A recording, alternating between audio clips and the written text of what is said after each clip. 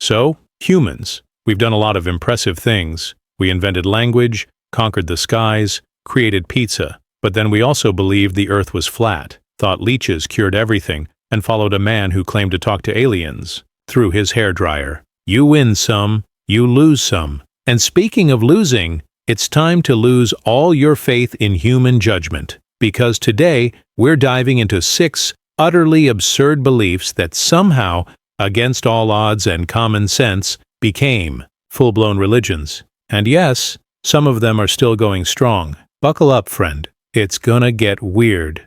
Spike 1. The Church of the Flying Spaghetti Monster. Praise be the noodly appendage. Let's start with a tasty one. You know what's better than theology? Pasta. And someone out there decided, why not both? Enter the Church of the Flying Spaghetti Monster, also known as Pastafarianism. Yes, really. This divine carb-based belief system began in 2005 as a satirical protest against the Kansas State Board of Education for trying to teach intelligent design in science class. A guy named Bobby Henderson wrote a very serious, not serious at all, letter demanding equal time for his own theory, that the universe was created by a flying spaghetti monster, an invisible noodly being who controls everything. And the world said, wait, this is brilliant. Soon, followers began popping up everywhere, wearing colanders on their heads as religious headwear, legal in some countries, by the way, and celebrating holidays like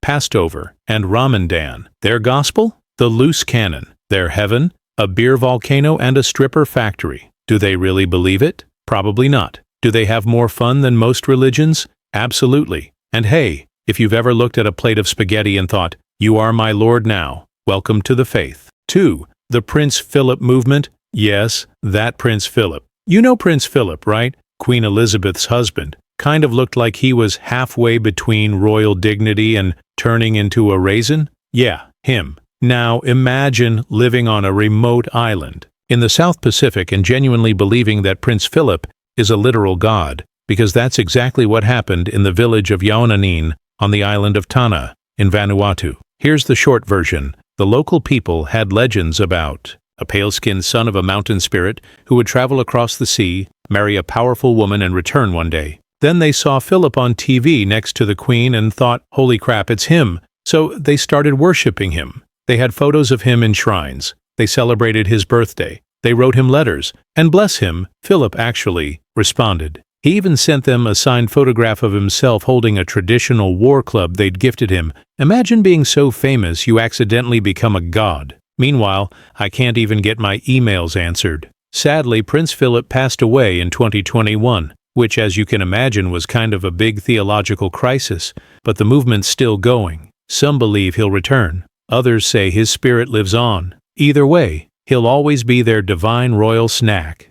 3. Universe people. Aliens want your soul, and maybe your Netflix password. The Czech Republic, home of beer, castles, and one of the weirdest UFO cults ever, the Universe People, or Cosmic People of Light Powers, which already sounds like a rejected Power Rangers spin-off. This religion/sci-fi fan club started in the 1990s, thanks to a man named Ivo A. Benda. Ivo claims he regularly chats with aliens, specifically beings from the Ashtar Galactic. Command through telepathy. Naturally, these aliens are hovering invisibly around Earth in massive spaceships, watching over us like galactic babysitters. They're super peaceful, hate technology, and want to help humanity ascend to a higher spiritual state, but only after we stop being so obsessed with microwaves and reality TV. And the best part? The universe people believe in leaving Earth behind. Not metaphorically, like physically boarding spaceships and piecing out. They've even prepared for mass evacuation.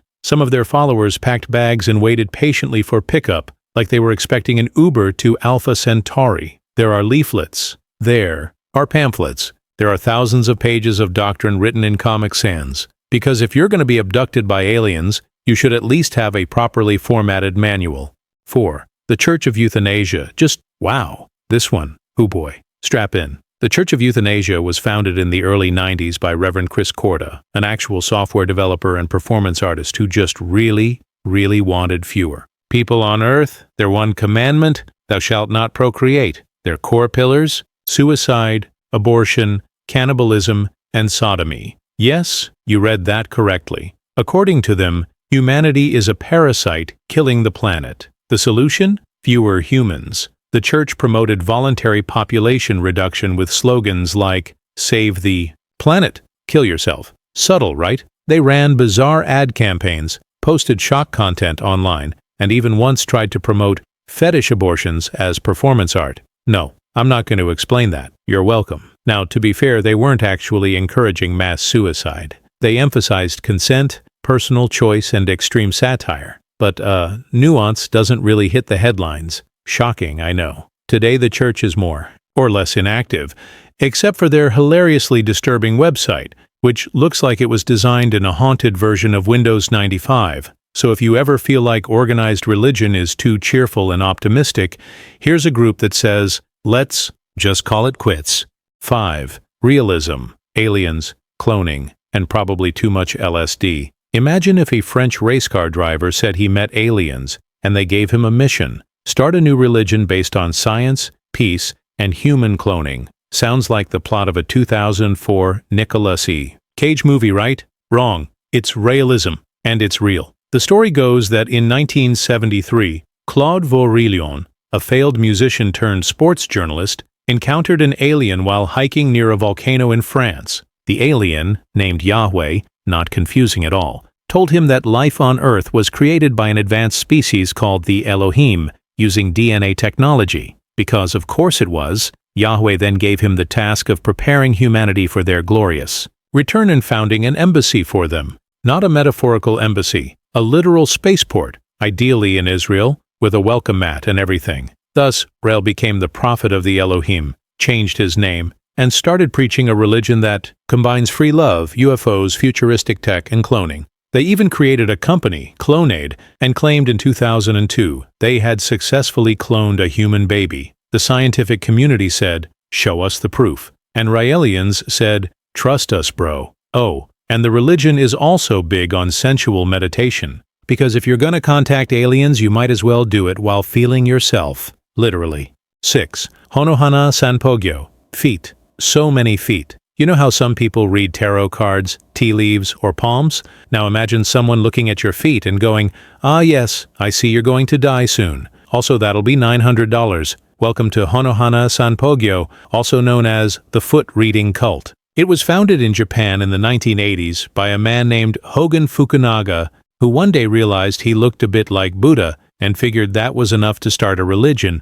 He claimed he could diagnose physical and spiritual ailments by examining the soles of your feet. For a fee, a very large fee. People paid thousands for foot readings, spiritual seminars, and personal blessings. Some even sold their homes. At its peak, the group had thousands of followers and made tens of millions of dollars. Because nothing says spiritual enlightenment like exploiting your big toe. Eventually, Japanese authorities were like, "Yeah, this feels scammy," and Fukunaga was arrested for fraud in 2000. But don't worry, he still has loyal fans who believe he's the reincarnation of both Jesus and the Buddha. Because when your foot reader says he's God, you should always double-check the return policy. Final thoughts. Why are we like this? So here we are. 6 religions ranging from, "Ha, that's kind of clever," to, "I need to lie down for a minute." And these aren't even the weirdest ones out there. I didn't even mention the cult that worships John Frum, a mythical American GI, or the one that believes your brain was implanted with alien memories by an evil galactic overlord named Xenu. No, not naming names. Cough. But here's the thing. Humans are wired for belief. We want answers. We want meaning. And sometimes we want to put on a spaghetti strainer and pretend we're protected from sin by marinara sauce. Who are we to judge? So the next time someone tells you your beliefs are strange, just smile and say, "At least I don't worship a royal raisin from Buckingham Palace." Now go forth, fellow mortal, and spread the word. The word is, what the actual hell